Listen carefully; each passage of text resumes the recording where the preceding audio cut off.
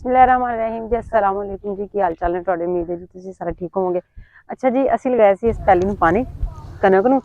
ਤੇ ਆ ਦੇਖੋ ਤੁਹਾਨੂੰ ਇਹ ਸਾਈਡ ਖੁਸ਼ਕ ਨਜ਼ਰ ਆ ਰਹੀ ਹੋਏਗੀ ਕਿ ਬਾਕੀ ਸਾਰਾ ਪਾਣੀ ਲੱਗ ਗਿਆ ਥੋੜੀ ਇੰਨੀ ਕੀ ਜਗ੍ਹਾ ਮੇਰੇ ਖਿਆਲ ਚ ਉੱਚੀ ਸੀ ਇਸ ਵਜ੍ਹਾ ਤੇ ਪਾਣੀ ਨਹੀਂ ਪਹੁੰਚਿਆ ਹੈ ਵਹੀਰਾ ਇੱਥੇ ਪਾਣੀ ਹੁਣ ਕਿਵੇਂ ਲਾਵਾਂਗੇ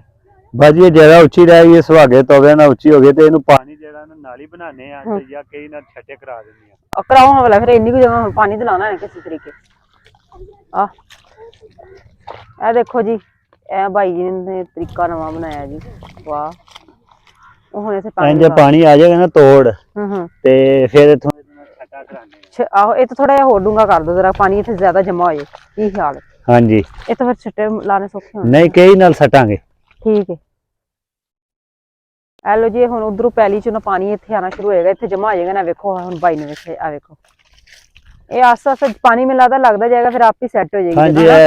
ਸੇਮ ਨਾਲ ਨਾ ਗਿੱਲੀ ਹੋ ਜਾਏਗੀ ਗਿੱਲੀ ਹੋ ਜਾਏਗੀ ਹਾਂ ਇਸੇ ਵਜ੍ਹਾ ਤੇ ਇੱਧਰ ਮੈਨੂੰ ਲੱਗਦਾ ਜਿਹੜੀ ਹੈ ਨਾ ਜੰਮ ਵੀ ਤਾਂ ਹੀ ਘੱਟ ਹੋਇਆ ਹਾਂ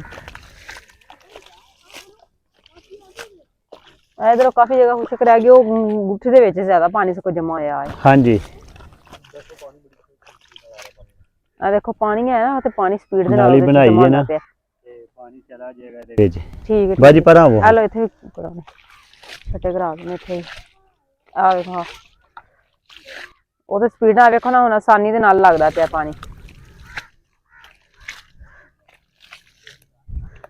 ਮੂੰਜੀਆਂ ਦੇ ਵਿੱਚ ਤੇ ਪੈਲੀਆਂ ਬੜੀਆਂ ਬੈਲੈਂਸ ਚ ਮਾਰ ਮਾਰ ਕੇ ਟਰੈਕਟਰ ਹੱਲਾਂ ਸਵਾ ਕੇ ਹਾਂਜੀ ਉਹ ਪਾਣੀ ਖੁੱਲਾ ਲੱਗਦਾ ਕੋਈ ਨਾ ਉਦੋਂ ਪਾਣੀ ਖੁੱਲਾ ਹੁੰਦਾ ਉਦੋਂ ਉੱਚੀਆਂ ਨੀਵੀਆਂ ਜਗ੍ਹਾ ਦਾ ਹੁੰਦਾ ਨਹੀਂ ਕਣਕ ਦੇ ਵਾਰੀ ਜਦੋਂ ਪਹਿਲੀ ਵਾਹ ਕੇ ਲਗਾ ਲੈਣੀ ਹੁੰਦੀ ਇਹਦਾ ਬੈਲੈਂਸ ਉਦੋਂ ਹੀ ਪਤਾ ਚੱਲਦਾ ਜਦੋਂ ਕਣਕ ਲਗਾ ਕੇ ਉਸ ਤੋਂ ਬਾਅਦ ਪਾਣੀ ਪੂਣੀ ਲਾਈਏ ਨਾ ਫਿਰ ਪਤਾ ਚੱਲਦਾ ਕਿਹੜੀ ਜਗ੍ਹਾ ਤੋਂ ਉੱਚੀ ਰਹਿ ਗਈ ਤੇ ਨੀਵੀਂ ਰਹਿ ਗਈ ਇਹ ਰਾਤ ਦਿਨ ਨੂੰ ਪੈਲੀਆਂ ਤਿਆਰ ਹੁੰਦੀਆਂ ਨੇ ਉਹੀ ਨਾ